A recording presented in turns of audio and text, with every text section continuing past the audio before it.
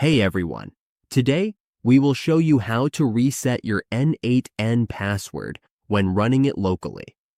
If you have forgotten your login credentials or need to regain access, this tutorial is for you.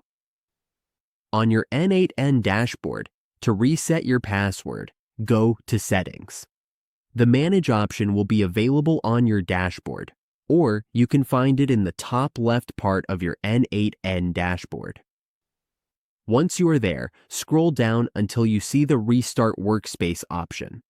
This will restart your workspace, including your password and all credentials. The workspace will return to its default state, and you will need to log in and create a new password.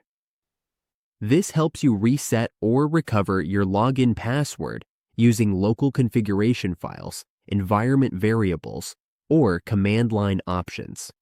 You can also use the Restart option in Manage. It will guide you through the process safely so you can get back to using N8n without any issues. You can also reset your password by clicking Sign Out, then clicking Go to Instance to be redirected to your instance. Wait for it to load. This may take a moment. Then go to Settings in the lower left and open the Personal section. From here, you can change your password. Visit the Password section and update your password to complete the reset.